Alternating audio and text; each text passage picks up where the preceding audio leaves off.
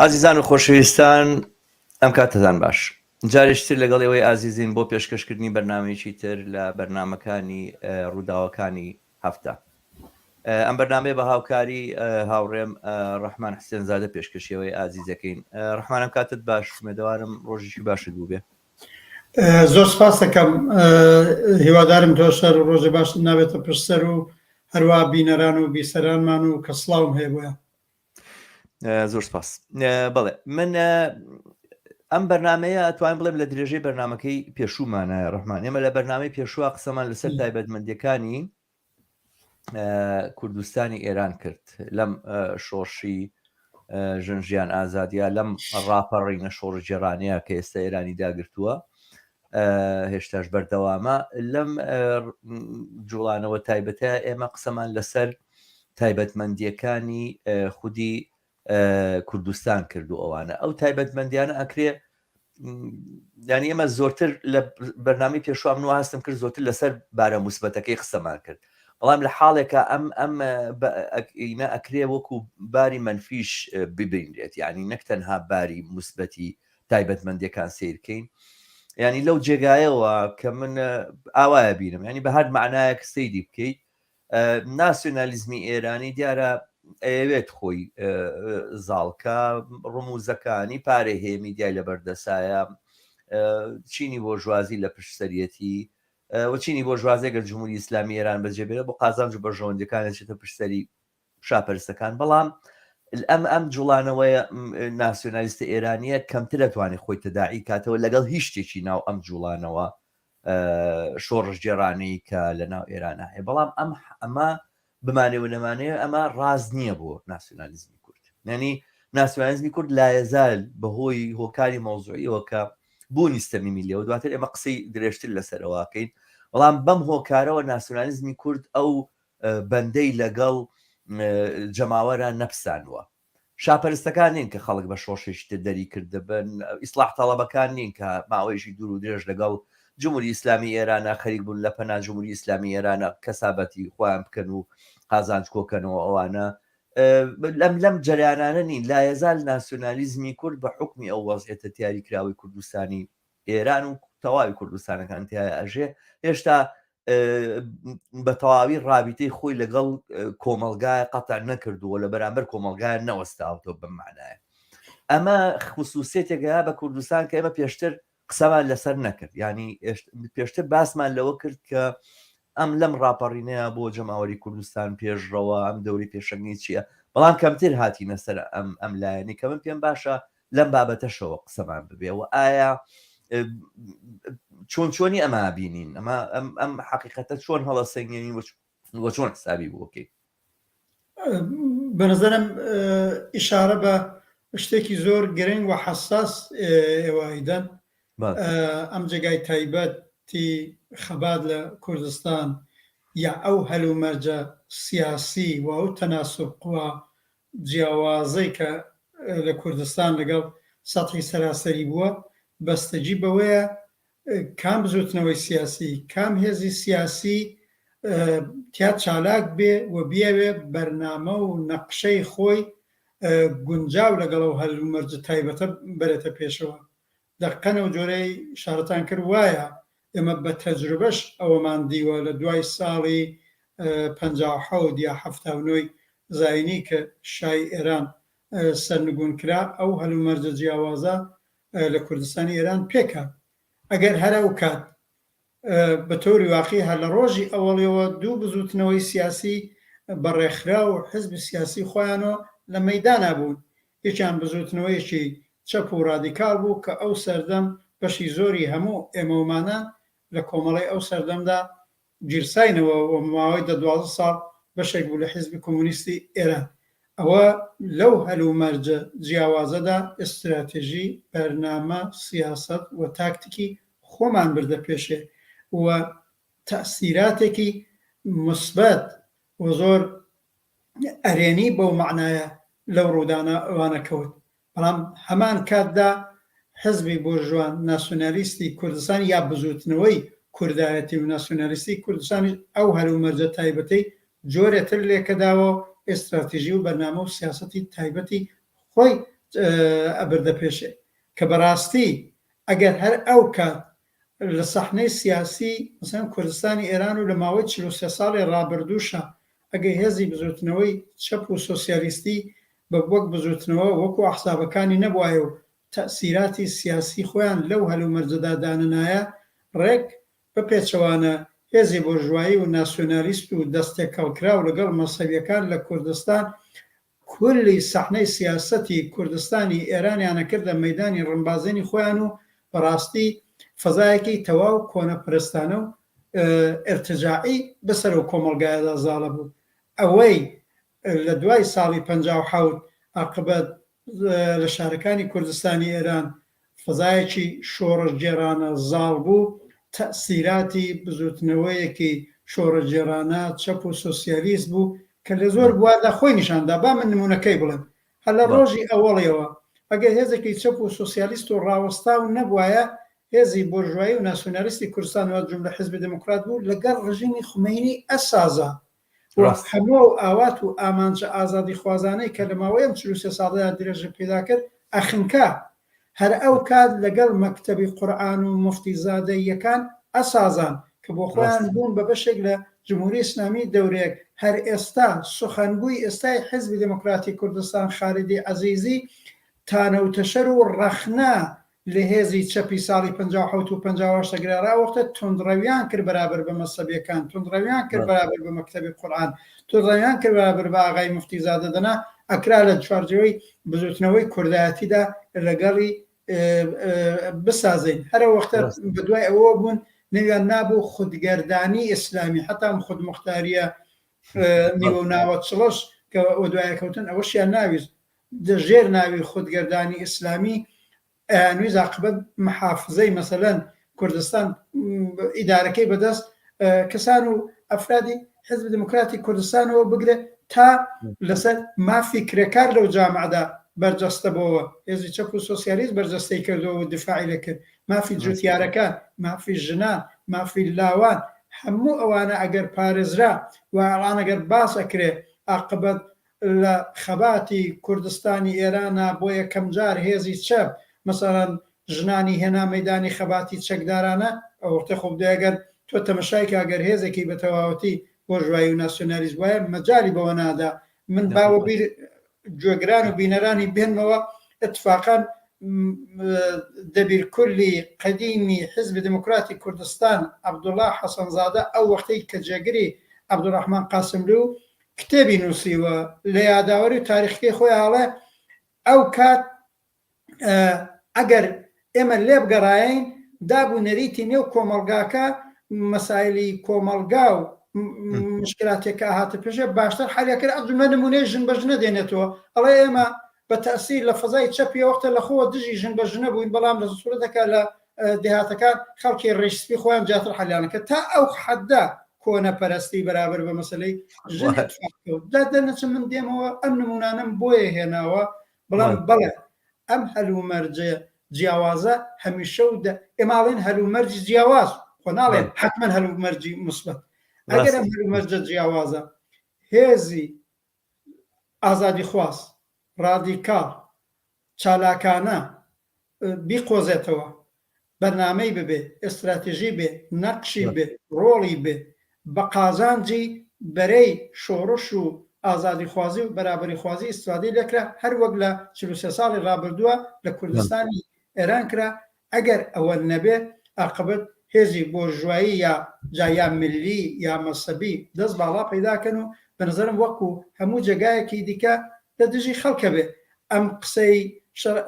هەر ئەستا وایە ملیگەراکان ناسیۆنالیستەکانی کوردستان یانەوەی بڵێن ئەم هەلومەرجە هی ئەوەیە خاکی پاکی کوردستان و هەمیشە و دایم ئازادی خوازی لە هەڵقڵاوەوان نییە. عاقبەت کۆمەلگای کوردستانی ئێرانی وەکو هەموو کۆمەلگایەکی دیکە چینایەتیە، چینی جۆرا و جۆرن، بەرژەوەندی جۆرا و جۆرن، بزوتنەوەی جۆرا و جۆرن، ئینسانەکانی جۆرا و جۆرن. هەر لەو کۆمەلگای کوردستانی ئێرانە بەرەی کۆنەپەرست و ئێرتجاع لەم 43 ساڵا کەم نەبوون کە دەستیان تێکەڵی جمهوری ئیسلامی بووە. ئەوەی پیانەڵێن بەکرێگیرا، ئەوەی پیانەڵێن جاژ، ئەوەی کە لە ئەچنە بزاهرن بە نێوی نوێنەری خەڵک ئەچنە نێو مەجلیسی ئیسلامی خامنەی و خومینی ئەی ئەوانە ئەوەی عاقبەت لە دژی جوتیارەکان بوون ئەوەی کە یەکێتی جوتیارانە بەرابەریانە دروست بوو ئەوەی لە دژی مافی کرێکاران بوون هەر لە کورە پەسخانەکانی منتەقەی بۆکان ئەی چۆن سولەیمانی محەممەدی چەپ و کۆمۆنیست ترۆرکرا هەر بەدەستیەوە حزب دموکراتە چونکی پشگیری لە مافی کرێکارەکانی ئەوەیە کرد و هەموو ئەو اتفاقاتی دیکەی کە پێش هاتووەڵان وەخت بەنامەکەی جازە نادات دەرنەچە من پێم وابێ بەڵێ ناسیۆنالیستەکان ئەیانەوێ بڵێن بە قازانجی فقط کوردایەتی ئەیانەوێ بڵان ئەم هەلومەرجە تایبەتە وایە لە سایی سەری فقط بزوتنەوەی کوردایەتی بووە بزوتنەوەی ملی بووە زادەر نەتیجە پەردە بچێشن بەسەر چینایەتی بوونی کۆمەڵگایەکە مافی جۆراوجۆری بەشە جۆراجۆرەکانی خەڵک لەم بینەدا مافی کرێکار و ژن و لا و ئازادی خوازی ئەو جامعەیە زەوت بێ و من هەر ئەو نەبەوە تەواویەکەم بەحاڵ حتا ئەیانوێت لەم هەلومەرجە جیاوازە بۆ دروستکردنی تەفرەقا قەڵەشت لەگەڵ خەباتی سراسەری کۆمەڵانی خەڵکو و جەماوەر لە ئێرانە استفادەی لێ بکەن کە هێزی ئازادیخواز و چەپ بە دەخالەتی چالاکی خۆی نابێ بێڵێت زۆر باشە ئەزانین چۆن ڕەحمانێمە ئەم بەرنمەیە بڕیارێکی مشتەرەکمان هەیە خۆم خۆت با بە بیرانانیشی بڵین ئێمە وامانداناوە کە سێ چارێک لە بەرنمەیە قسە بکەین زیاتر نا چارێکی ئەخیری تەرجیح حەدین کە ناخودەوە بە باشترە زانین کە وەڵام بە کۆمنت و پرسیارەکانی بینەران دێنەوە پرسیارەکات و کۆمنتەکاتم جاروەکو بەرنمەکانی پێشوو بڵین فریا بکەوین ینی فریای ئەوە بکەوین و ئەوانە و فەرامۆژ نەکرێ لەبەرەوە تۆزێک ئەوێ جەموجۆریکەن و کورتیکەنەوە پرسیارێکی کورتم هەیە دواتر چمە سەر مەسلەیەکی مهم لەم باسەیە باسی فاکتەری جیاواز کرد بەڵام قسە لەسەر فاکتەرە هاوبەشەکانیش بکەین چی کوردستان بە باقی ئێرانە بەستێتەوە بەڕاستی ئایا ئەنی ئاوایە مەسە بۆ نمونە ئەکرێ کوردستان بە تاقیدنیا لە جمهوری ئیسلامی ئێران ڕزگاری بێ ئەمە لە خەیاڵی شانیە یعنی ئەمە تاگەر ناسیۆنالیستەکان دیارە ممکنە بیانێ بە هاوکاری وڵاتەکانی ناوچەکە بە جۆری ئەمریکا ئازام چ فرسەتێک بێن و ئەوانە شتێکی ئاوا دروستکەن نۆفلای زۆنێکی تر بێن و بڵێن کوردستان بکرێتە دەستیان وتر دەست پێ بکەنەوەوانە و شرایطێکە لە کوردستانی عێراقا هەیە بەڵام ئایا بەڕاستی لە درێژماوەی ئەمە ممکنە ئایا ئیمکانی هەیە ئەگەر قسە لەسەر ئازاد بوونە قسە لەسەرەوە نییە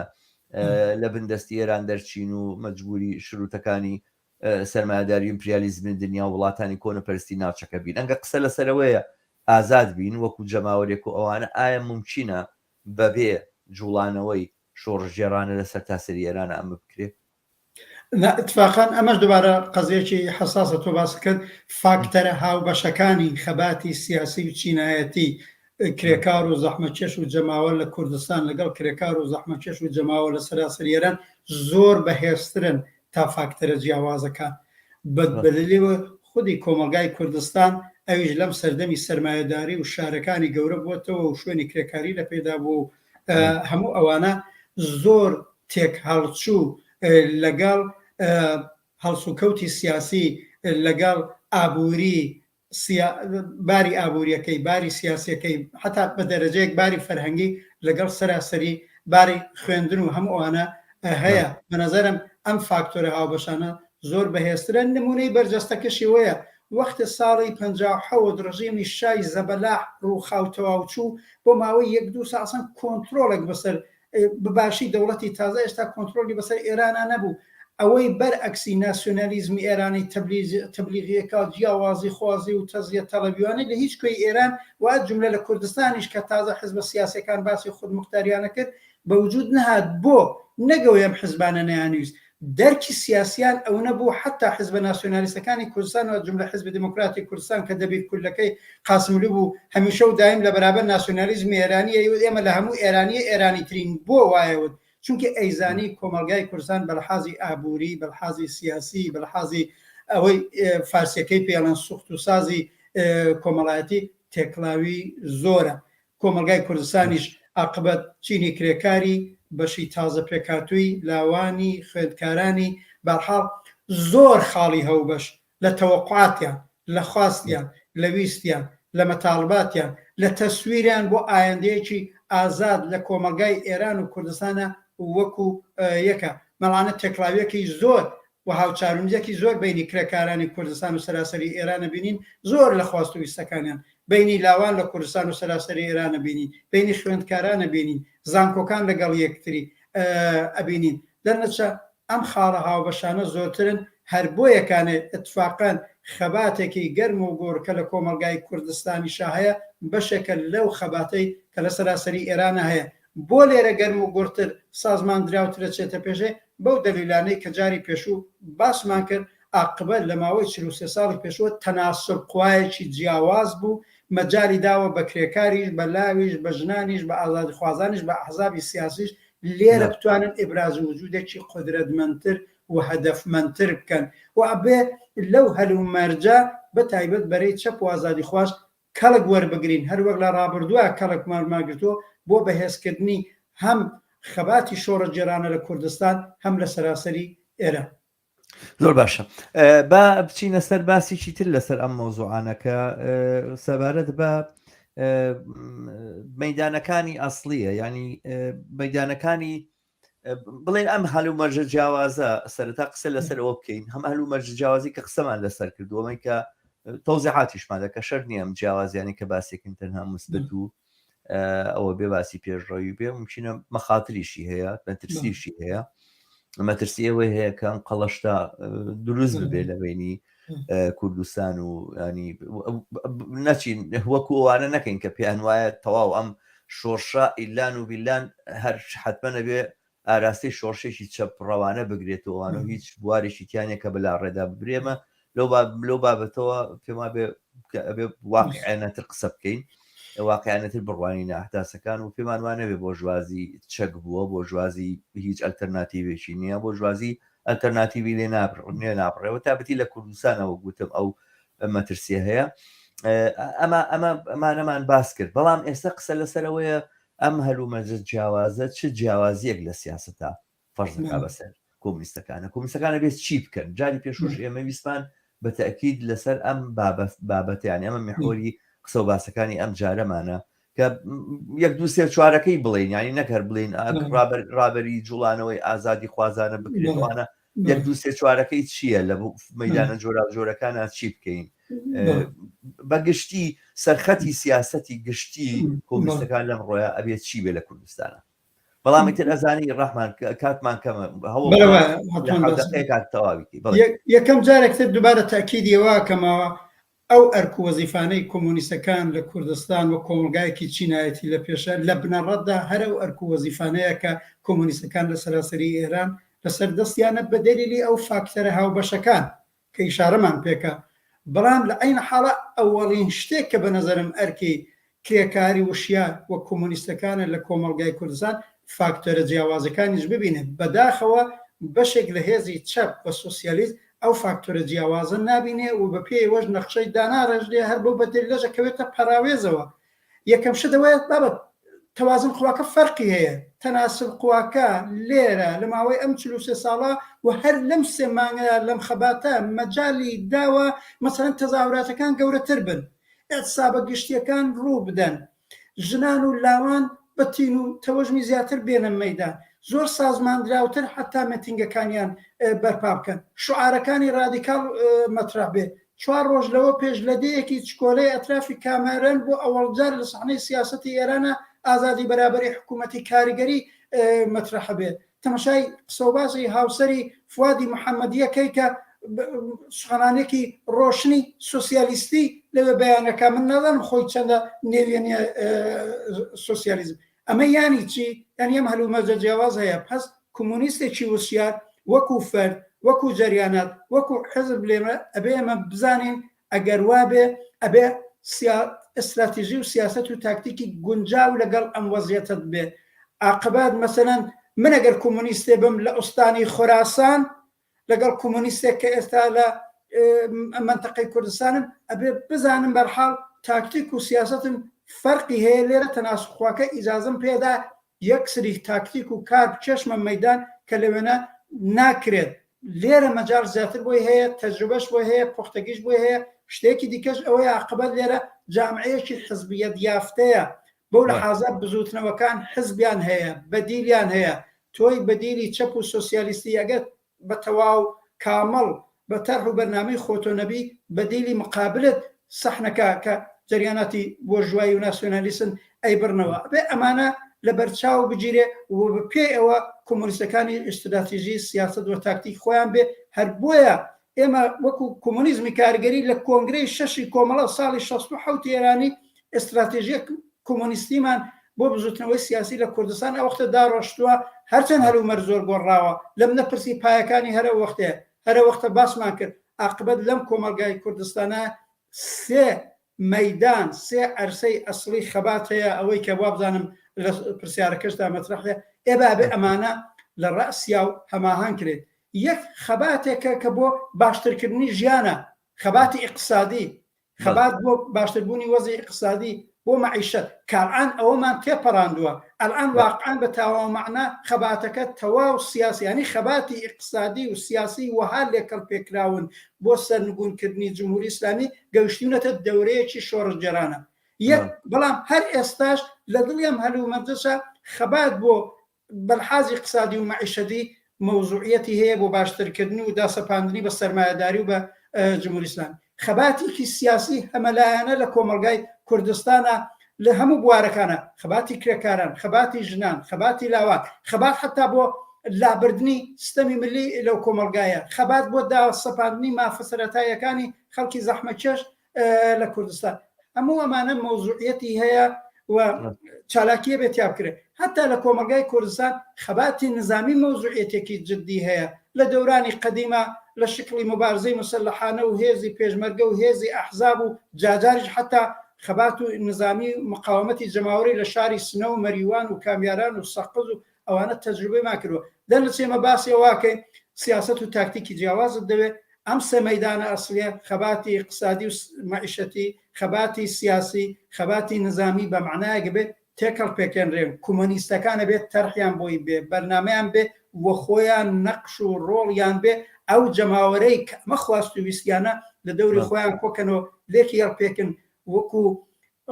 پتانسیەلێکی قەوی مبارزاتی بەرابەر بە جمهوری ئیسلامی و یەکێ لەو شتانەژە بێت تەوەجەی پێ بکەن لەم هەلومەرجە جیاوازەیە ئیمکانی ئەوەی شارەکانی کوردستان زووتر لە باقی سراسەری ئێران بکەوێتە دەست جەماوەر جمهوری ئیسلامی وە دەربنرێ ئەمەش یەکێ لەو فاکتۆرانەیە بێ خۆی بۆ ئامادەکەی نابێت لێی نەگەران بی دەبێت خۆی بۆ ئامادەکەی هەر لە هەر دێ لە هەر شارێک هەرچی زووتر حاکمیەتی جمهوری ئیسلامی هەڵپێچێنرێ لە هەر گۆشەی ئێران بێ لە خوراسانیەوە بێت تا کوردستانی ئەبێ بیکەیت بەڵام لە کوردستان تەجروبەکە هەیە ئیمکانەکە هەیە و احتمالێکی قەویە کۆمۆنیستەکان بۆ ئەم ئەگەرەی کە زووتر شارەکانی کوردستان بکەوێتە دەست جەماوەر ئامادە بن بێت بە تەرح و بە نەقشە هەم بۆ هەڵپێچانی جمهوری ئیسلامی هێزی پێشڕەو بن هەم بۆ دامەزراندنی ئیدارەی کۆمەلگا دوای جمهوری ئیسلامی تەرح و نەقشەی خۆیانیان بێ ئەوە سەرخەتی ئەو سیاسەتانەیە کە بەنظر بێ کۆمۆنیستەکان بە ئامادەجیۆ شرکەتی تیا بکەن. زۆر باشە ڕەحمان من ئێستا بچینە سەر ئەم مەیدانانەی کە قسەت لەسەرکردن من یەک سەرنجم هەیە لەسەر ئەمە باسی زین چۆنە وەختێک قسە لەسەر کوردستانەکرێ ئەوانە من پێم وایە کۆمونیستەکان ناتوانن زۆرتر لە چینی کارگەر ڕۆڵیان بێ ینی ڕۆڵی کۆمونیستەکان لە کۆمەڵگەی کوردستانە ئەتوانێت پەیوەست بێت بەوەوە کە تا چه ئەندازە چینی کارگەر وەک چینێک دێتە مەیدانە و لە مەیدانە تاقیبی ئەهدافەکان و خواستەکان و ئامانجەکانی خۆیەکە ئەوەی کە سەیری کوردستان بکە ئەوانە شتێک ئەبینیەکە بەڵێ ئەوە ماگرتنی سەرتاسەری و ماگرتنی گشتیە ئەیکوا چینی کارگەر لەکوێیە معنی من هەتا من حەز و سەرنجانەژە بیستم دیارە بەو جۆرە کە تۆ ئاگاداری ئایا چینی کارگەر لە کوردستانە بێدەنگە لەم دۆخی ئێستاە من تەشەکولا دەبینم ڕێکخراوە بینم پێشتریش دروست بووە هەتا بەر لەم ناڕزایەنەشکە دەرکەوتەوەوانە بڵین مانگرتن ڕووی داوە مامۆستایان مانیان گرتووە پەرستاران مانیان گرتووە و ئەم جوڵانە هەمیشە بوون هەمیشە وجودیان بووە بەڵام لە مەجای ئەم خەباتە جەماوەری کە لەم سێ مانگەیە گوزەراوە ڕۆڵی چینی کارگەر وەکو چینێک بەرجستە و دیار نییە من هەستیش ناکەم یانە تا خۆمە ئێمە کۆمونیستەکانیش ئەگەر واش بێ زۆر قسەی لەسەر ناکەی نظری تۆ چێ لەم بابەتە؟ ئەوەڵەن لەم خەباتە جەماوەری کە ئێستا لە کولی ئێران و لە شارەکانی کوردستانە هەن بەڕاستی کرێکاران حزوریان هەیە بە دوو جۆر. بەشێکی وەیە تۆ تەمەشاکەی لە سەتی سەراسەریەوە بگرێت بە تایبەت کوردستان و گەڕەکەکان ڕۆڵێکی گەورەیان لە هەڵخراندنی ئەم خەباتە جەماوەریە هەیە، بە تایبەت تا ئیترەوە نەتەحلیلن. ئێمە بە فاکت ئاگادارین ئەو گەڕەکە کرێکاری و زەحمەت چێژنشینانەی کە لە شارەکانی سنە و مەریوان و کامیاران و بۆکان و مهابات و سوودانم هەرکوێیەکی دیکە ئیتر شارەزایەکی زیاترمانەیە زۆرتر شوێنی کرێکاری و زەحمەت چێشین کە بەڕاستی بوونەتە مەیدانی هەڵخراندنی ئەم خەباتە لە دژی جمهوری ئیسلامی بەم معنایە هەیەە. بەڵام ئەوە ئێشتا کوونێ جێگای ئەو پرسیارەی تۆ دێڵێتەوە ئەوژوێ چینی کرێکار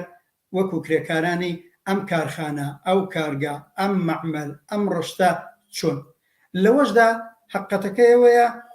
بەرحاڵ هەر لەم بینەدا چەند مرکزێکی کرێکاری لە کوردستانیشە ئاعتسابیان بووە، هاوکات بوون، یا حتا خۆتەزانی لە شارەکانی کوردستانە ئەوەی پێڵەن ئاعتسابی عمومی ئاعتسابی گشتی زۆر جار کراوە. لەگەڵەوە ئاعتسابە گشتیانە بەعزە مەراکز ناڵم زۆر بەعزە لە مەراکزی کاریگەریش تێکەل یا شوێنهایە کە کرێکار کاری تیاکە لەگەڵەو ئێسابە گشتیە بوون، مەسەلەن بەلەدیەکان یا ئێمە پێڵێن شارەداریەکان، یا لە زۆر شوێنی پێڵەن خەدەماتی لەو شوێنانەی کارگەران خەدەمادراک ئەو شوێنانە تعتیل بوون. بۆ معنایە وجودی بووە دەرنەتیجە ئەو قسەی کە پێمان وابێ یا پیان وابێ عیدەیە کرێکاران لە کوردستان خۆیان دوورە پەرێز گرتووە و تێکەڵ ئەم خەباتە نەبووە، ئەمە وان نییە. بەڵام یەک واقعیەت لە کولی ئێرانە من بەدی ئەەکەم و لە کوردستانیشە لەگەڵ ڕەوتی بەهێزی خەباتی شەقام، تەزاوراتەکان، خەباتی گەڕەکەکان، شوێنە کرێکاریەکان هەم لە سەتی سەراسەری ئێران هەم لە کوردستانە ئەبوایە من ئینتزارم بوو ئەبوایە بە ئاعتساباتی زیاتر بە قووەتتر حزوریان وایە تا ئێستا ئەمە نەگەوەی نەبووە بۆ شایەک لەم بابەتەوە بینرێت کە ویژ دەتوانێت دەلیلی منطقی بێ بەشێکیەوەیە کە واقعیتەکەوەیە ئەوەی پێڵەن قەیدوبەند و قورف و قەرازە لەسەر شوێنە کرێکاریەکان لەلایەن جمهوری ئیسلامی و سەرمایه‌داران و زۆر زیاتر. بەرحاڵ من باسە لێرە ڕابگرم ئەزانی بۆچی چونکە ئەم مەسەلەی بەلای منەوە زۆر گرنگەوە پێم باشە ئێمە بەرنامێکی تایبەت لەسەرەوە بکەین. چینی کارگەر لە ئێرانە کووە بەنظرم من خۆم شخصەن بەم باسانە و بەم تەبریرانە و بۆ قسانێک کە ئەکرێ لەسەرەوەی کە چینی کارگەر قەید و بەدی لەسەرەوەوانە من قانعنی و حقەتەکەی ئەوە ینی شۆڕشەکانی ڕابردوو کە بینیمانە و ئەوانە ئەم شتانێ بەو جۆرە نەبووە. چینی کارگەر لە لەحزەیەکی دیاری کراوە کە بینێ ئاڵ و گۆڕێک لە ئارایە دێتە مەدان و کاری خۆیەکە. ئەمە لە ئێرانە نابینین و ئەمە مەسلەیەکە پێویستمان بۆ لە ژێی وردبینەوە با لێرە ببوورە ڕاب باشە زۆر چاکە تۆ باسەکە لێرە منی تەنیا یەک ملاحزە بڵم ئەوەی بڵین نایبینین من لەگەڵەوە نیم دێ باسەکەی دانین بۆ دوایی هەر لەم دەورەدام لە سەراسەریان لە کوردستان حزور بووە بەڵام حزوری پێویست نەبووە، حزوری قودرەتمەند نەبووە و بەتایبەت حزوری ڕابەرانە نەبووە. ئەوە ڕاستە دایبرین بۆ دواتر لە فرسەتێترا بەسێتەوە سەرنجام ئەمە لە کوردستانی شاوایە و لە ئاسی سەراسەری شاوایە. بەڵام بەرحاڵ وەک وتم چونکە ئەم باسە لەو مشتەرەکاتانەیە کە کوردستان بە ئێرانەوە بەستێ هەڵێگرین بۆ بەرنامەیەکی تر و بە تەفسیل لەسەر ئەو مۆزوع قساکەیت. مەیدانە ئەسڵەکانی تری خەبات چییە؟ ینی بۆ نمونە یەکێک لەو شتانەی کە ئێمە لە کوردستانی عێراقا لەگەڵی بەرەو ڕۆوینەوەوانە و دۆخێکمان بواتەوە تە پێشەوە کە ئێستا جاری پێشووتریش پێما بێ باسێکی ئاوام کرد جاری وایە هەستەکەی خودی دەسەڵاتدارانیش تێکەوتون. ینی جۆرێک ئەوزاعێک لە کوردستانە خوڵقاوە کە هەستەکەی هیچ کەس ڕازی نییە، هەتا خودی دەسەڵاتداران لەگەڵ ئەو هەموو تاڵانکاری کە ئەکرێ لەگەڵ ئەو هەموو ڕاوڕوتێک کە کردوانە هی کۆمە و گەوسەر و تووسامانیان کۆ کردێتەوە ئەوانیش لە دۆخەکە ڕازینی. ینی ئەم دۆخی کە ئێستا ئێمە بەرە و هەنگاوی بەرەوەنێن بۆی لە کوردستانی ئێرانەوانە بێت چی بکرێەوە؟ ئایا لە مەدان و لە بوالی ئالتەرناتیڤی ئیدارەدانی کۆمەلگایە چینی کارگەر چۆنی ئەتوانێت خۆی ئامادەکە؟ ڕەحمان پێم خۆشە لێرە هەمیشە لە باسەکانی کۆمونیستەکانە کە قسە ئەکرێەوەوانە وەزایف بۆ خۆیان تهدید دەکەن. من زۆر جارە بینم کۆنگرەکانە چەند لە کۆنگرەکانە بڕیارە دەن ئەم حیزبێ ئەمە بێ وابکە بە نظرم من وایە بینم کە لە ڕابردووە کۆمونیستەکان پەیامیان نەدابەچینی کارگەکە بێ پێویستە چی بکرێ و ئەوان سیاسەتمەداری چینی کارگەرن، ئەوان گروپێکی دیاریکرااو نین کە مجموعی ئەرک بۆ خۆیان دیاریەکەن. لەم بابەتەوە بە بڕوای ئێمە لە کوردستانی ئێرانە پێویستە چی بکرێت تا ئەمە ئەلتەرناتیوی بۆ ژوازیەکان ئەم پەرلەمانتاریزمە کە دواتر ئەبێ بەو دۆخەی بینیومانە و فلیمەکەی بینی لە کوردستانی خۆمان لە کوردستانی عێراق لە هەرێمی کوردستان چۆن ئەوە دووبارە نەبێتەوە. چینی کارگەر و جەماوەری زەحمەتکێش لە کوردستانە چی بکەن و کۆمونیستەکان وەزیفەیان چێ لەم ئاراستەیە بکڕن. هەروەک توی ئشارەت پێکرد ئێمە بەڕاستی وەکو کۆمونیزمی کاریگەری و کۆمونیستەکان خۆمان لە کرێکارانی یا کۆمەلگای ئێران یا کۆمەلگای کوردستان بە جیاواز نابینین. لە ئاخرین کۆنگرێک شاکە خۆشە شرکتت بۆ ئەوانە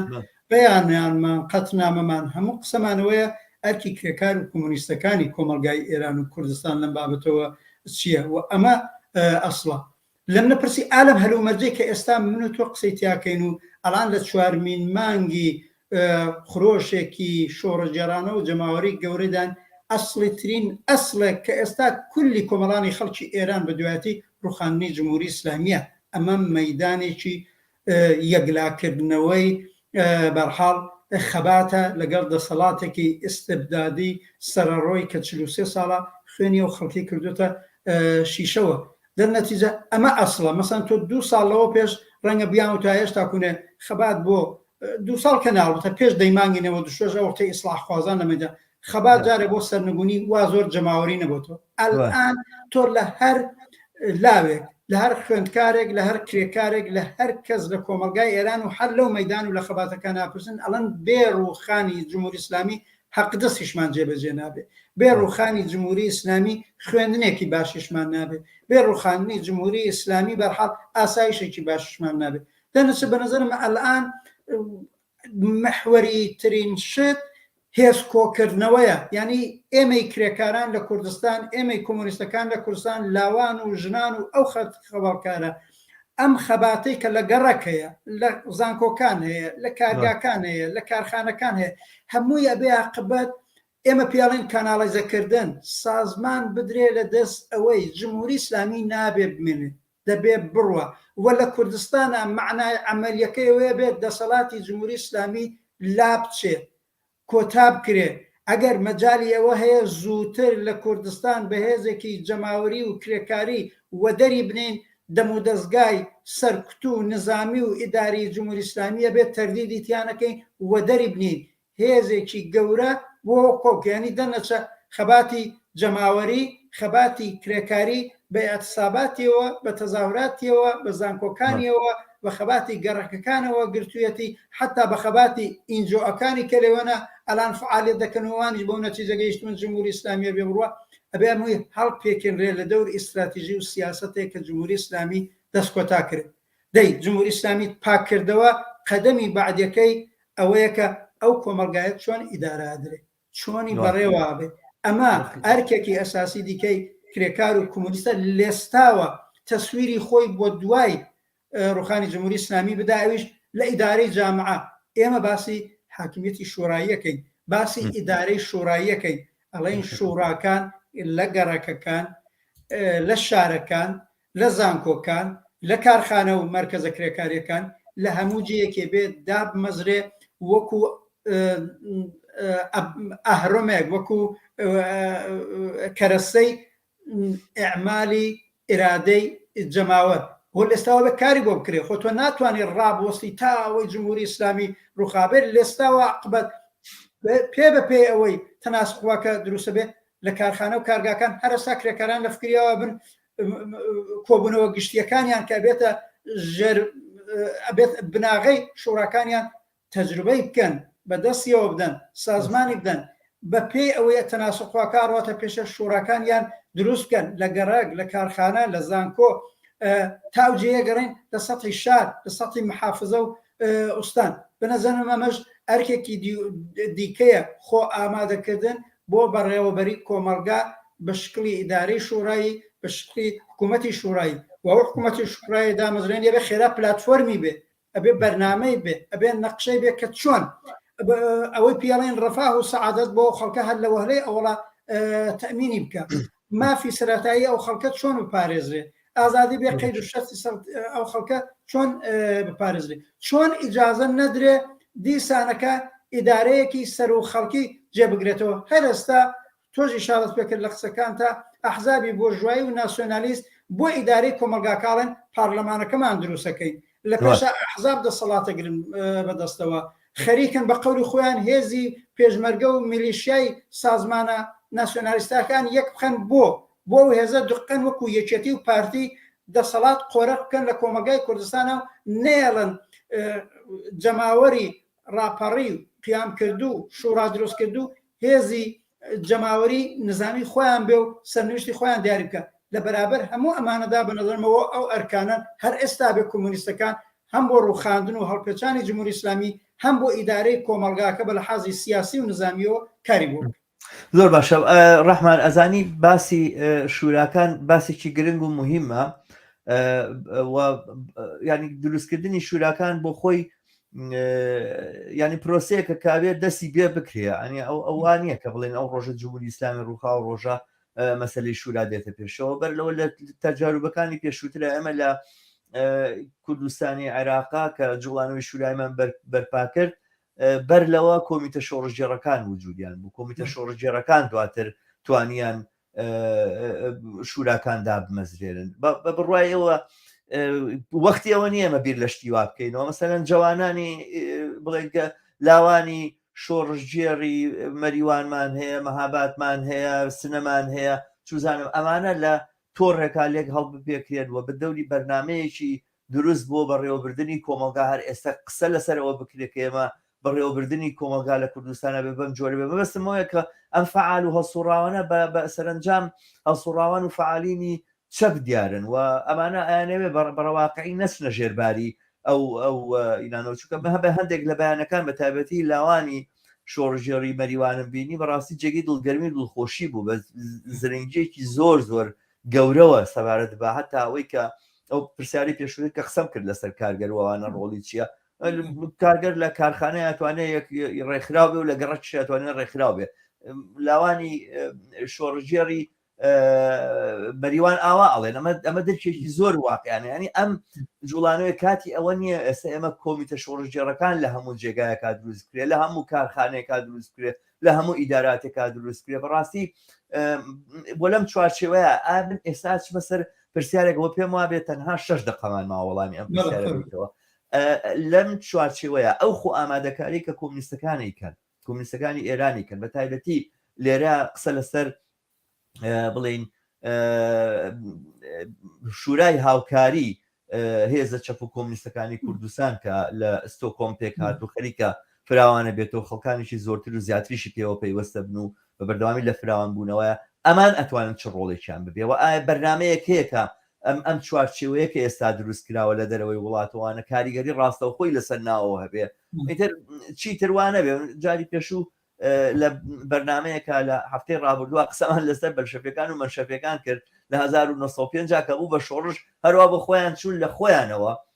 لە ناو شارەکانە تەشکیلاتەکانیان تێکەڵ بوو بە شەکتێک هەموو ژیانە لەسەر ڕخنە لەسەر یەکتر دامەزرا بوو بوونیان و هەویەتیان لە دەریشەوە ناچار بوون کۆنگرەی هاوبەش بگرن من دیارە هەمان شتە بینمەوە بە جۆرە لە جۆرەکان بەڵامی تر ناکرێ ئەم جوڵانەوەی دەریشەوە ئەم شورای هاوکاریە ناکرێ بێ بەرنمەیەک بۆ ناوەوە بۆ ڕێخستنی ئەو کارانە بۆی کە لەسەر ئەرزی واقع شتێک نیشان بدەیت بەردێک نیشان دەی کە خراوەتە سەریە ئەمە ئەتوانێت ئومێد دروستکە ئەمە ئەتوانێت خەڵک بخاتەوە بۆی تەمان باسەکەی تۆ چەند لایانی هەیە یا پرسیارەکانی تۆ چەند لایانی هەیە ڕەنگە لەو 5 دقەدا من پوختی بە هەمویان نەگەم بەڵام چەند شت باسکەم یەکەمەوەی نەکرد لەم 3 مانگە تەجروبەی خەباتکارانە هەم لە کولی ئێران بە تایبەت لە نێو بزوتنەوەی کرێکاری و مامۆستایان و ئەوانەدا خۆشبەختانە تەجروبەی سازمان دروستکردن بۆ کاتی ئیعتساب بۆ کاتی مبارزە هەیە کە هیچ کۆبوونەوە گشتیەکانە بە تایبەت کۆبوونەوە گشتیەکان لە شوێنە کرێکاریەکان بەڕاستی سابقەیەکی توولانیە ئەمەجا دەرس و تەجروبەی تایە بۆ ئێستای کە تۆ باسەکەی بۆ ئێستای کە ئەو کۆبوون و گشتیانە ببنە بەردی بناغی شوراکانی کە لەو شوێنە کرێکاریانە یا لە گەڕەکەکان دروست بن. بەڵام علاوە بەرەوە لەم 3-4 مانگەدا لە گەڕەکەکان کە مرکزێکی قوی ئەم خەباتە بوون، ئەو کومیتەی مەحەلاتی تۆ باسیەکەی لە زۆرێ لە شارەکانی هەم سەراسەری ئێران و بە تایبەت لە کوردستان دروست بوون. خۆت ئیشارەت بە نمونەهایەکیان کرد، لاوانی شۆڕەجێری سنە، مەریوان، کامیاران، پۆکان، مەهاباد و زۆر شاری دیکە. بە دەگمەن شار هەیە مەسەڵەن شتی وای تیا ڕوونەدا بێ. ئەوانە بوونەتە جێگایەکە هاوفکریەکەن، نەقشە داڕژن، تەسمیمەگرن، زۆرێک لەم اعتراضاتی گەڕە گۆڕەیەخەن، ڕاوەستاون بەرابەر بە هێزە سەرکردێرەکان. ئەمانە ئەوەی من ئاگادارم بە وردی بەشی زۆریان لە هەڵسوڕاوانی چەپ و کۆمونیست پێکهاتوون،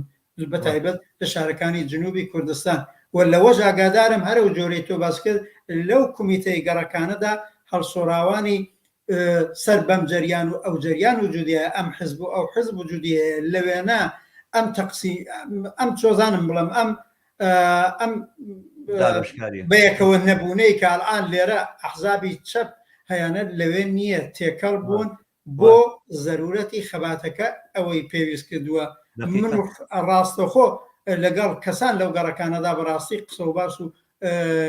توێژن، بەڵێ ئەوانە هەرەوە نییە ئەمڕۆکە خۆیان بەسنەوە بەو کومیتە. ئاگاداری ئەوەش هەن کە بەرحاڵ ڕەوتی خەباتەکە بڕواتە پێشێ، بەرەوەمانە با کۆبوونەوە گشتەکانی گەڕک، بەرەوەمانە باش شوراکانە بێ دروستکەن و مەسەڵەن کۆنتترۆلی گەڕەکەەکە بەدەستەوە بگرن. ئەوە بۆ زانکۆکانی ژوایە، ئەوە بۆ زۆرێ لە ئیداراتی ژوایە، ئەوە بۆ نێو مەدرسەکانیش هەروایە، و بەتایبەت بۆ نێو کارخانەکانیش هەروایە. دەنەچە بە نەزەرم ئەوە لەو بابەتەوە کرێت. بەشێکی دیکە ڕۆڵی ئەحزابە وازم لە ئەحزابی چەپ و کۆمونیست کۆمەلگای کوردستان دووبارە ئاوایە، چه ئەحزابی ڕاستی چه ئەحزابی چەپی، هەرکەس هێزی کۆمەڵایەتی و هێزی سیاسی خۆی هەیە، بە تۆری واقعی ئەژناسرێنەوە. دەنەچە یەکەمەوەیە هەر جەریانە هەر حزبە بەکاری خۆی بکە، کاری خۆی بە چڕۆپڕیش بکە، بە باشیش بکە. حزبی ئێمە یا هەر حزبێکی دیکە معلومە ئستراتیژی و سیاسەتی تایبەتی خۆی ئەبا بەڕێوە ئێوێ خۆی بەهێزترکە، خۆی قویترکە، خۆی جێکەوتوترکە، خۆی کۆمەڵایەتی ترکە، خۆی ساحب حەقیشە ئەبێ واش بکەین. بەڵام ئەلا ڕەگمی ئەوە منیش پێم وابێ هەلومەرجی ئێستای کۆمەلگای کوردستانی ئێران یا حتا سەراسەریان احتیاجی بە هاوکاری بینی هێزی چەپ و ڕادیکاڵ هەیە. ئەو هێزی چەپ و کۆمونیستانەی کە لە ماوەی ئەم 43 ساڵەدا ئەوەی ئێمە پێڵێن بێ ئەماوەگەر سەرنگونی جمهوری ئیسلامیان ویستووە، ئازادیان ویستووە، بەرابەریان ویستووە، سۆسیالیزمیان ویستووە، بەهەرحاڵ عاقبەت هیچ فرۆفێڵێکە کڵاو کاتە سەر کرێکار و زەحمەتکێشی ئەو جامعە لە بەرنامەیاندا نەبووە. ئەلا ڕەگمێ هەر کەس سیاسەتی جیاوازی چۆنە، بۆچوونی جیاوازی چۆنە، یا لە مەقاتعەیەکە بەهەرحاڵ عاقبەت چ کەم و کوورهایەکی سیاسیە عەمەلی لە خۆی نیشانداوە. ئەمڕۆ بە نەزەرم وەختی ئێمە لە کولی کۆمەلگای ئێران و لە کۆمەڵگای کوردستانیشە هەر لەم بزوتنەوەی سەرنگوانی خوازا بینین قوتبێکی ڕاستەیە، قوتبێکی چەپ هەیە، بەدیلێکی ڕاستەیە، بەدیلێکی چەپ هەیە. بەدیلی ڕاستەکە حزابی جۆراوجۆری هەیە، بەدیلی چەپەکەش حسابی جەریاناتی جۆراوجۆریە. من پێم وابێ دەرکی دروستەوەیە ئەو هێزی چەپ و سۆسیالیستانە و کۆمونیستانە هاوکاری لە نێو خۆیانە شکڵ بدەن لەسەر لانیکەم بەرنامە بۆ سەرنگونی جمهوری ئیسلامی و قەدەمەکانی دوایی،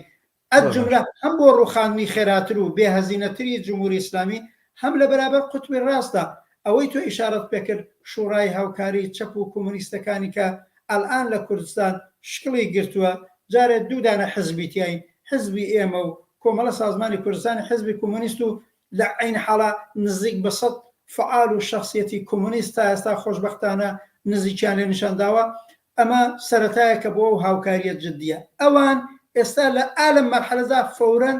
نەقشەیەکی زۆر کۆنکرێتیان بۆ داخل ناتوانێت بێت، چونکی جیاوازەیە. مهم جارە خودیان قوتبە شکڵ بگرێت. ئەمە ڕنگدانەوەی هەیە، تەسیری سیاسی زۆری لەسەر فەزای سیاسی داخل هەیە، لەسەر ئەو هەڵسوڕاوانەش هەیە، ئەو هەڵسوڕاوانی چەپ و کۆمونیست لە کۆمیتەی گەڕەکەکان یا کۆمیتەی کارخانەکان یا لە ئەوانەدا هەیە. بەنظرم ئەمە مثبەتە. پێ بە پێوەی بڕۆینە پێشێ لە ئەوزاعەکە بۆچی وەختی ئەگەر پلتفۆرمێکی هاوبەش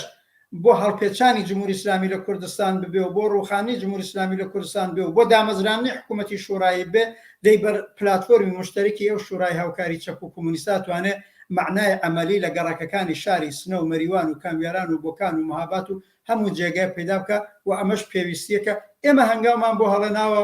هێندێکی دیکەش هەنگاویان بۆ هەڵێناوە هیوادارین بەباشی بڕاتە پێش. زۆر باشە بەرحاڵ بە قەولەکەی خۆمان بەرینە سەر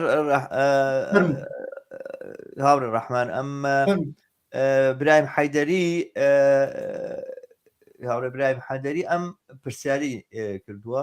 سڵاو و ڕێز لە دوا ڕۆژی ئەم ئینقلابە بارودۆخی یەکگرتووی نالەباری بەرەی چەپ جێگا و پێگای ئێمە چییە بەم هەموو لاوازیەوە ئەبێت چی بکەین؟ من جواب بدەمەوە؟ بەڵێ فەرموو جواب دەرەوە منش دوای قسەی خۆمە. من یەکەمەوەیە بڵێم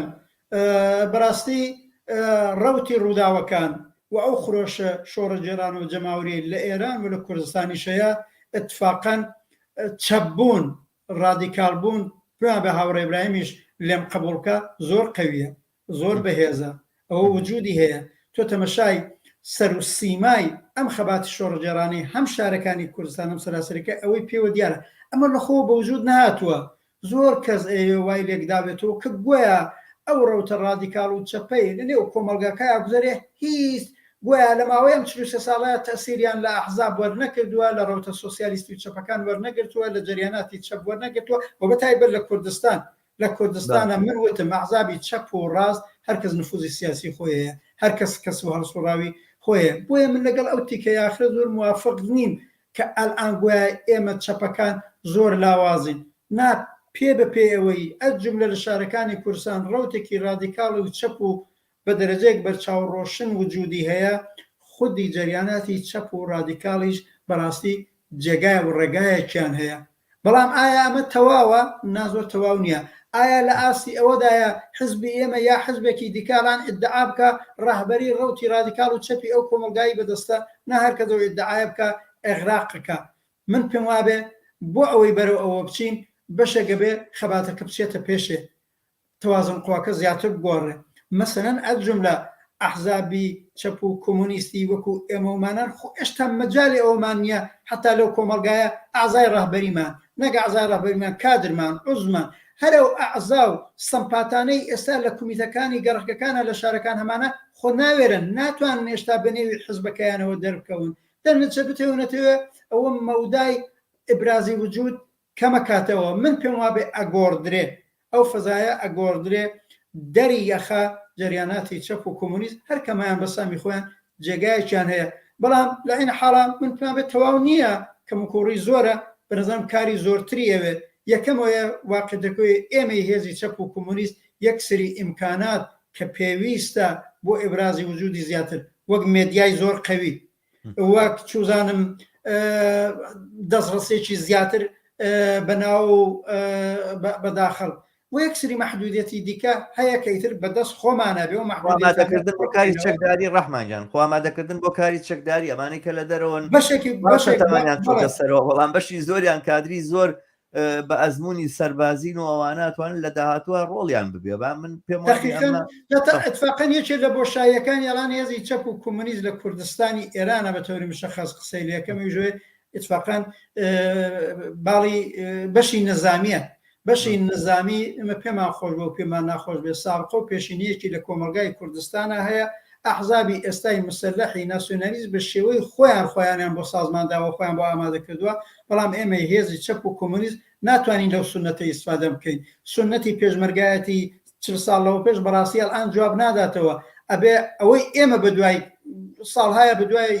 ڕۆیشتوین ئەڵێن گاردی ئازادی هێزی نظامی لە نێو گەڕەکەکان و لە نێو شارەکان پێک بێ ئەما بێ بە نەزەری ئێمە جێگا بگرێتەوە بەڵام خودی ئێمەش بە ئەندازەی کافێشتا ئەو بۆشایەمان پڕ نەکردوێتەوە لاوانی هێشتا پڕیان نەکردوێتەوە ئەمە پێویستە وەیەکێ لە مەحدودەتەکانی اتفاقاً کۆمونیستەکانە لە کوردستان بۆ کاتی خۆی زۆر پێویست زۆر باشە بەرحاڵ منیش نەزەرم وایە کە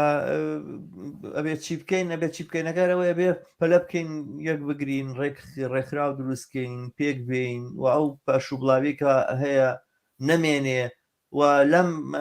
باڵ و بەشانەی کە ئێستا هەیە بەڕاستی واقعان حزبێکی یەکگرتوش دروست بێ بازێ جار هەن اختلافات هەیە لە بینی کۆمونیستەکانی ئێرانایی بینی من بەش بە حاڵی خۆم بە اختلافاتی بناو حیزبێک زیاتری نبینم لەناو ئەحزابە هەیە کە اختلافاتی زۆر لەوە قوڵتر و فراوانتریش هەیە و دوو باڵی ڕاست و چەپ هەیە و بەڵامتری لە یەک حیزبان و وەکو یەک کارەکەن و ئەن و لە ڕابردوو شابیرمانە لە سەردەمی شۆشی ئۆکتۆبەر هەتاکو و ڕۆژەی کە شۆڕش ڕوویدا و بوو ترۆتسکی و لینین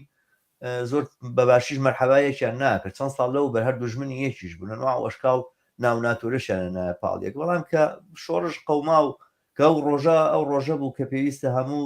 قۆڵی لێ هەڵماڵین و دەست بینە دەستیەکەوانە هەمووانەمان خستە پشتەوە و ڕابەرانی ئێمەوانەیە خستە پشتەوە و پێکەوە هاوکاریان کرد و هەریەک لەلایەکەوە دەستیدایە ئەوەکە زەروری کە هەیە پێم وا بێ ئێستا ژەمڕۆ ڕۆژگاری ئەوەیە و هەر لەمپەرێک لە بەردەمی ئەمە بێ لا ببرێ و هەر ئێستا ڕیزەکان ڕێکخراوکەین یەکگرتووکەین بڵێن بەرەوەی کە تاقە حیزبێکیش هەبێ حیزبێک هەبێ بۆ کۆمونیزمی ئێران حیزبێک هەبێ بۆ کۆمونیزمی کوردستان بۆ کۆمونیزمی کارگەری کوردستان لانی کەمەگەر بە عمومیش ناڵین کۆمونیزم بارسوورەت لێرە کۆمنتێک هاتووە کۆمنتێکی تر سوپاسی ئاورێبرایم بۆ کۆمنتەی کۆمنتێکی کە هاتووە هی هاوڕێکە بە ناوی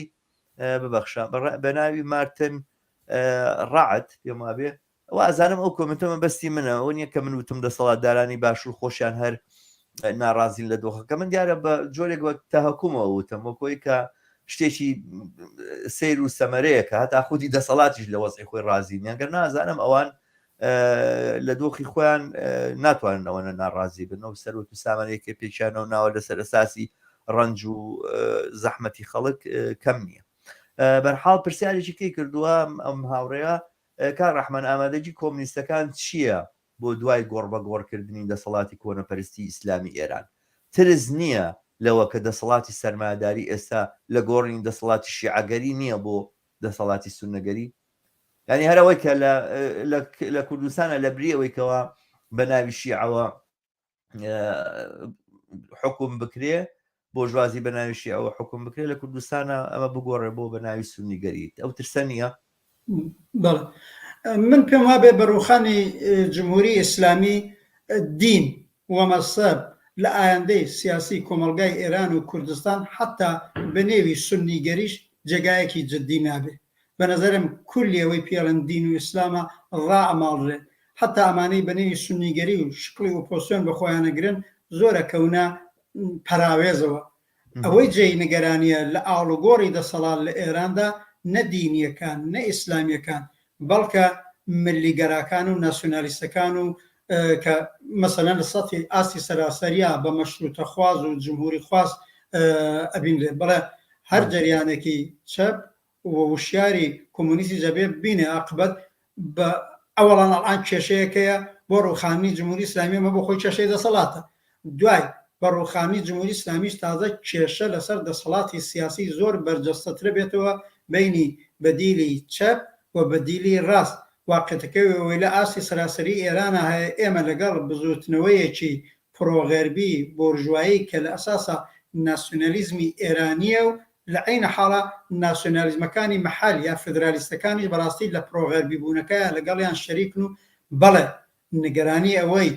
هەم بە پشتیوانی ئەمریکا و دەوڵەتانی ڕۆژاوایی و ئەو ڕۆژەی بەو تەسمیمە بگرێنێتر پشتیوانی لە جمهوری ئیسلامی نەکەن پێیان وابێ بە جمهوری ئیسلامی بڕوە ئەچن بەدیلی بۆرژوایی بەرجەستاکەنەوە بە پۆلیان بە ئیمکاناتیان بە مێدیایان بە چێرە دروستکردنیان هەر ئێستا خەریکە وکان وات جملە لە کوردستانیشە بەڕاستی هەر ئێستا خەریکە عاقبەت حزبە ناسیۆنالیستەکان وات جملە حزبی دموکراتی کوردستان یا حتا لە نێو ئەو جەریانەتەی بە کۆمەڵش مەشهور بوون بە تایبەت ئەو جەریانی کە لە هەمویان ڕاستتر و ئیفراتیترە و عەبدوڵڵا موحتەدی ڕابەریەکە خەریکن هەر ئێستا مێدیای بۆرژوایی مێدیای ناسیۆنالیزمی ئێرانیش ئەوان زیاتر بەرجەستاکەنەوە بۆ ئەوەی بیانکەن بە بەدیلی ئایندا لە بەرابەر ڕوتی چەپ و ئەمە چەپ و سوسیالیستی لە بەرابەر بەدیلی چەپ و سوسیالیستی ئەمە نەدام نیگەرانی ئەمە کێشەیەەکە ئەمە واقعەتەکە بەچی ئەکرێ بەشێک وشیارگەری و تەبلیغاتە بەڵام هەر بەوە جواب ناکرێتەوە بەوە جوابەگرێتەوە ئەوەی وا لە بەشی ئەوڵی پرسیاری ئەو دۆستەمانەیە کرێکار و کۆمۆنیستی کۆمەلگای کوردستان و ئێرانیش بە ئامادەگیەکی تەواوە هەم وەک هێزێکی دەست پێشخەر بۆ ڕاخاندنی جمهوری اسلامی لە مەیدانە بێ و لە سەحنەکە بێ کە بەڕاستی لەوەدا هێزی چەپ و ڕادیکاڵ هەیە ئێستا ئەو خەباتە جەماوەری بۆ ڕوخانی جمهوری اسلامی هەیە لە گەڕەکەکانی شارەکان و شارەکان بەڕاستی بەشی چەپ و ڕادیکاڵ خەریکە بەڕێوەیە بە هدایەتێکا کە هەڵسۆراوانی لەم حەلن بەڵام هەرەوە کافی نییە بە دوای ڕوخانی جمهوری اسلامی و هەڵپێشانیە عقبەت بەدیلی دەسەڵات بەدیلی ئیدارەی جامعەکە ئەوان خەریکن بە پارلمانیان بە قەول خۆیان بە مەجلسی موسسانیان بە پشتیوانی وڵاتانی غەربیان قانونی ئەساسی تازە خەریکن بنووسن اقتصادی تاچەریستی و بازار ئازادی بێنن وعدەی پارادەن دەنەسە بەنەزەر بەڵێ بێ و ئامادەگیانە بەرینە سەرێ کۆمۆنیستەکان ئێستان ڕۆژانە ڕەحمانەوەشمان بیر نەچێەوە خەریکە وەرزشکاران و ئەوانە دێنێ و دەستیان بەسەرا دێنێکێتە پشتیان و خەریکن بە جۆرە لە جۆرەکان ڕابەرانی مەحەلی بۆ ئەم جوڵانەوەی دروست دەکەن نەکرد تەنها ئینە بەڕای من لەم بابەتەوە کۆمونیستەکان و جوڵانەوەی کارگەری لە دواوەیە جوڵانەوەی کارگەری نەیتوانێت بەو هینە بگات چونکەم ئیلیتانە و ئەم سلبریتیوانە سەرنجام هەر لە ئاخوری بۆ ژوازی یەخۆن نایە ئەم بەرەی جەماوەر و بەرەی خەڵکۆوانە بەڵێ پیشەگەری ینی هینە بڵێن هوەر پیشەیە یاخۆ ڕاضیە یاخود کەسێکە سیلبریتیان لە چینی بۆ ژوازێ و لە تەرەفی چینی بۆ ژوازیە بەرحاڵ لەم بابەتەوە مەترسی لەم بابەتەوە یەکدوم لاحظە بڵێم بەڵێ یەکەمەوەی من بەتایبەت ئەوەی لە نێو کۆمەلگاکەیە ڕوو ئەدا من پێم وانە لە دوایە بەڕاستی تۆ تەمەشای هەرچی مزاهرە و تەزاوراتەکانی ئوروپا و خارجی کشور و ئەواکەی بڵێ جەریاناتی ڕاست نیرو زیاتر کۆکەنەوە پەرچەمی سێڕەنگی شیر و خورشیدەکەشیان دێنن بەڵام ڕنگدانەوەی لە نێو خەباتی جەماوەری وە کرێکاریش لە ئێراندا زۆر کەمە دروست بەرعکسەکەی لەوێ خەریکە اتفاقکەوێت لەو بابەتەوە لە دوانین لە یەک بابەتەوە لە دوایین ئەویژەوەیە ڕوتی چەپ و سوسیالیست و بەتایبەت حیزبەکان جریاناتی چەپ و سوسیالیستیە بە زۆر ئامادەتر صاحب مەطلبتر صاحب نەقشەتر بە نظرم خۆ جوودکەین لەگەڵ ئەو ڕەوتە ڕادیکال و چەپ و سوسیالیستی کە لە کۆمەلگاگەیە ئەگەر ئەمە بکرێ بە نظرم ڕوتی ڕاستی ئێران لە ئێران و لە کوردستانیشە و لە نێو کۆمەلگایەتەکەیە هێزی کۆمەڵایەتیەکەیان زەعیفە لاوازە لە حاشێدایە بەڵام ئەواتوانێت بگۆڕدرێت ئەگەر دەستەوەستانی لە چەپ و سوسیالیست ببینرێ و نەتوانێت ڕەهبەریەکی ڕادیکاڵی سەراسەری تەمین بکرێ لانیکەم بۆ بەدیلی چەپ و سوسیالیستەکە بەڵە بە نەزەم ڕاستەکان ئەیبەنەوە ئەمە کێشەیەکە کە ئێستا هەیە سەرم بابەتە هەیە ناتوانین ئینکێن ئەبێ هەڵی گرین بۆ بابەتەکانی ترشکەمێت لە دەروەوەی کوردستانە باشە من تەنیا نیم دەقەشتەیەکی دیکە بڵێم ئەویش لەسەر مەسەلەی هاوکاری حزبە چەپەکان زۆر پێویستە بەڵام من پێم وانە ئەلعان مەسەن لە کۆمەلگای کوردستانە حزبی تازەیەک دروستکەینەوە یا حتا ئەوەی وەکو دوای ساڵی 57 فقط یەک تاقە حزبی چەپ و کۆمونیستی بێکە وەختە بە تۆری واقعیت کۆمەڵەوە حزبی کۆمونیست بۆ ماوەی 10 ساڵ بێت من پێما بێ و تەجربە ڕەنگە ئاوا تکرار نەبێتەوە چونکی گەرایشاتی جۆرا و جۆر هەن وەزعیەتی جۆرا و جۆر هەن دەنەسە بێ و فاکتورانە لە نەزەر بگرین ئەمەش شاید باسێک بێ دای بنین بۆ دواتر باشە بەرحاڵ دایانین بۆ دواتر من بەس بە هەندێک کۆمنت هەیە حەز ناکەم هیچیان تێپەڕێنم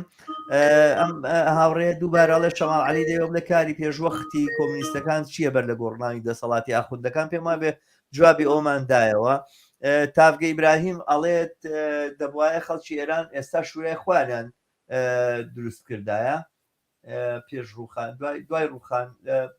لە شوورای خۆیان دەبوایە خەڵکی ئێران ئێستا شوورای خۆیان دابێت دوای ڕووخانی ڕژێمەنی مەبەستەوەی کە خۆیان ئامادەکەن بۆ دوای ڕووخانی ڕژێم مستەفا باری هەمان شت ئەڵێ زۆر گرنگە لە ئێستاوە هەوڵ بدرێت بۆ دروستکردنی شوراکان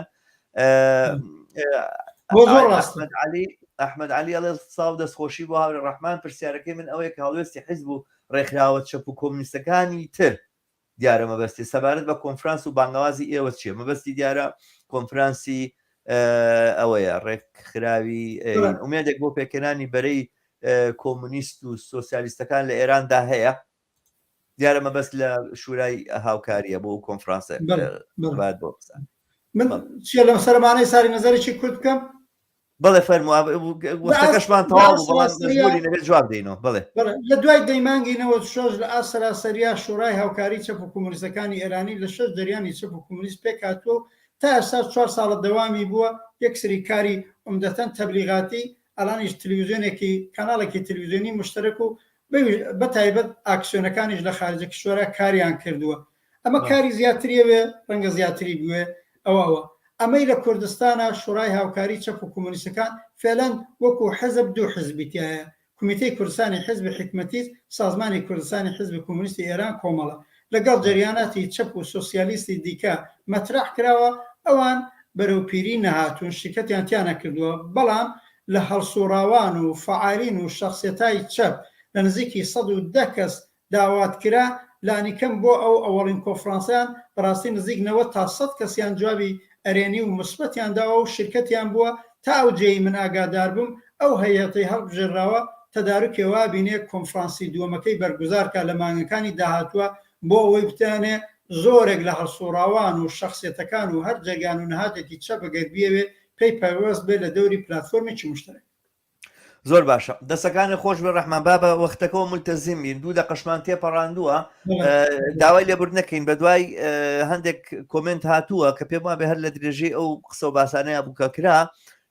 ئەگەر کۆمنتێکی تریش بێت کە فریانەکەوتبین وەڵامی بدەینەوە بیبینین، چکە لە هەندێک جێگا کۆمنتە نووسێ بەڕاستی نایەتە ئێرە نایەتە ستۆدیۆکە، ئەگەر لە جێگەی تر کۆمنتە بێ حتمما بەدیا بە تێکست جوابێ دەین و یا بۆ بەرنامەی داهاتوو هەڵێگرین و هەوڵەدەین جوابی بدەینەوە.